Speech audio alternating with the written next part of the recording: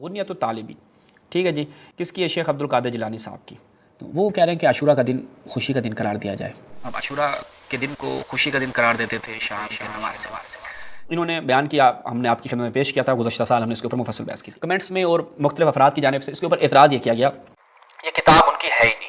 تو میں تقریباً یہاں پر کچھ 50 کے قریب علماء کے حوالہ جات جو میرے پاس موجود ہیں وہ اب دیکھیں رفع و تکمیل خود عبدالحی لکھنوی ہندی حنفی، مجموع الآداب کمال الدین ابن فوتی، اچھا پھر ابن تیمیہ بیان و تلبیس الجہمیہ میں خود ابن تیمیہ، مجموع فتاوی شیخ الاسلام احمد ابن تیمیہ، شمس الدین ذہبی، اب یہاں پر ان کا ایک رسالہ مختصر العلوم، یہاں پر دیکھیں مشیخہ، یہ المحدث القرشی الشافعی، مشیخہ قزوینی کے نام سے مشہور ہے یہ۔ اس کے بعد الانصاف کے مؤلف جو ہیں ان کا نام ہے علاء الدین مرداوی، متوفی ان کا 885 ہے غالباً۔ نزہۃ المجالس صفوری صاحب کی، شافعی ہیں۔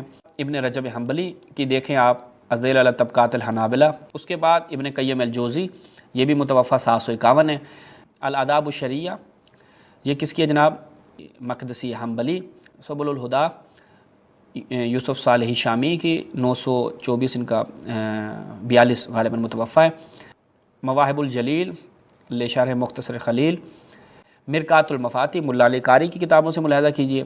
شرح مسند ابی حنیفہ امام العظم ابی حنیفہ، ان کی ہے جناب، اور شرح اس کے اوپر کیے ملا علی قاری نے۔ کشاف القناع، اس میں کیا بیان کرتے ہیں جناب یونس حنبلی۔ کشف الدنون، حاجی خلیفہ صاحب کیا بیان کرتے ہیں؟ اتحاف الاقابر، یہ خود شیخ عبد القادر جیلانی کی سیرت اور اس حوالے سے لکھی گئی ہے، اور لکھنے والے کون ہیں جی؟